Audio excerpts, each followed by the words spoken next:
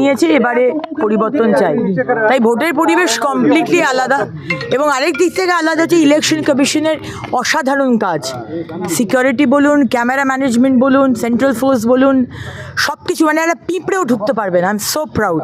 Thank you mister Gyanesh Kumar. সকাল থেকে কি কোনো ঘটনা ঘটেছে, ধমকানো চমকানো বা এজেন্টকে তাড়িয়ে দেওয়া, যেটা প্রত্যেক বছর হয়?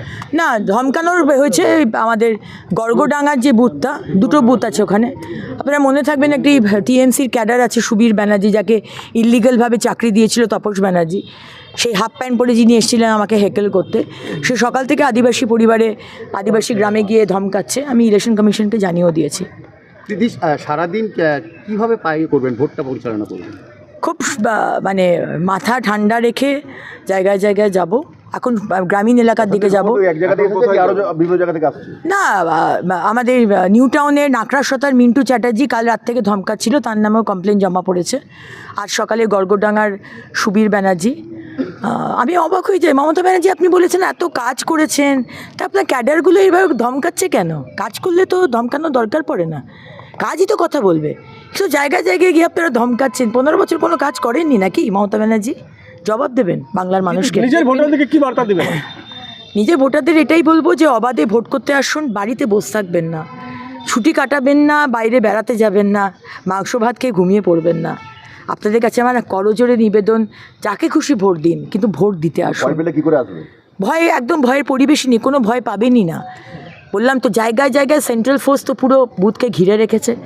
আর অলিগলিতে যদি ঝামেলা হয় সেখানেও কিন্তু সেন্ট্রাল ফোর্স পৌঁছে যাবে, এই ইনস্ট্রাকশন অবধি দেওয়া আছে। আপনি বলছিলেন যে বাইরে থেকে গুন্ডা আনা হয়েছে, এরকম তথ্য কোথায় কোথায় পাচ্ছেন? বিভিন্ন লোক ঢুকেছে, মানে বিভিন্ন গুন্ডা এবং লোকজন ঢুকেছে। ডামরা এলাকাতে খড়গপুরের একটি গুন্ডা আছে, খুব নাম করেছে বেশ তার নিজের প্রফেশনে, তার নাম নাদিম। সেই নাদিমও নাকি কাল রাত্রে ঢুকেছে। ইলেকশন কমিশনকে জানিয়েছি। যদি আপনারা প্রতিরোধ করতে কতটা প্রস্তুত?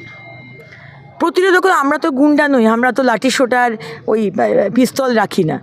আমরা প্রতিবাদটা করব গলা দিয়ে, আওয়াজ দিয়ে, আমাদের বক্তব্য দিয়ে। কিন্তু প্রতিরোধটা তো সেন্ট্রাল ফোর্সকে করতে হবে, আমরা তো প্রতিরোধ করতে পারবো না। অগ্নিমিত্রা পালকে যদি প্রশ্ন করি, প্রত্যেকবার আপনি আসেন, ভোট দেন, এইবার এবং প্রত্যেকবারের মধ্যে ছবিটা কি আলাদা দেখলেন? ছবিটা প্রচণ্ড আলাদা, কারণ বাংলার মানুষ, আসানসোল দক্ষিণের মানুষ মানে চুপ, কোনো কথা কেউ বলছে না, কিন্তু ভিতর ভিতর সবাই প্রস্তুত ইভিএমে গিয়ে মোদিজিকে ভোট দিতে। এটা আমি বিজেপির নেত্রী হিসেবে বলছি না, আমি একজন সাধারণ নাগরিক হিসেবে বলছি।